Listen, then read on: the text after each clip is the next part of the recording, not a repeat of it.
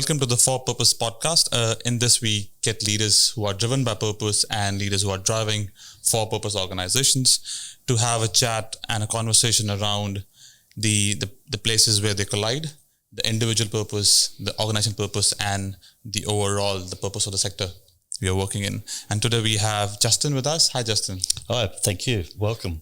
Justin is the CEO of Interchange WA. And before we start, I would like you to give a brief background of yours. And while finishing your background, just tie it with your individual purpose. Yep, sure. So first, as we meet, I pay my respects by saying Ngala Karak Wajak Nunga, Kain Karak Nijibuja. We recognise that we are in the land of the Wajak people of the Noongar nations as the original custodians. And I think that as we find place builds purpose. So I think it's appropriate to start with that. Thank you. So firstly, a little about myself. I'm a country boy. I grew up as a Catholic.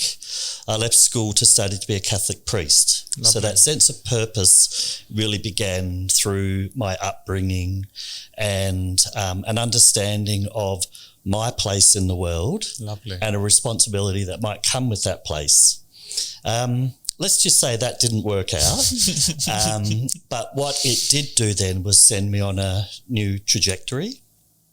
And through that, I've continued to try to find purpose in my life.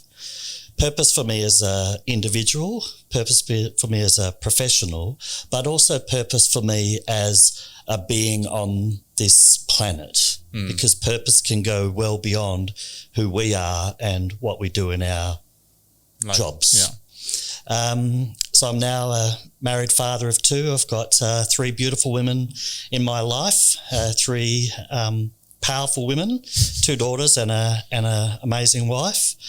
And again, when we think about our purpose, the people closest to us are such a big part of who we are and what shapes us. So I do think about how I'm placed inside my family. And also, I think when we think about our purpose as individuals, it's about who we are from what has happened to us in our lives. And I lived in the same family home my whole life. Mum and dad remained a married couple, two very strong but different individuals, but we really had that nuclear family. Powerful. And so I think that what that means for me around my purpose is because I was confident in myself, I was supported by my family, I was in an environment, we were very working class people, but hard work provided a great stability. Yeah. And having also lived in ashram, because I've really been in this life, I'm a seeker. I'm seeking purpose. The Bhagwan said that it's hard for a poor man to reach samadhi because his tummy is hungry. And if you're trying to reach enlightenment and purpose and you've got a hungry tummy, you're thinking more about my next meal than my purpose and my higher purpose. And that whole Maslow stuff that we know, that when the bottom things are dealt with, the higher things can be attained. Very powerful. And how did that reflect in your work experience and as you worked across your careers? Yeah, so I guess I was the only child to have gone past year 10 in our extended family. We are farmers and we're tradespeople. Can you talk about your country?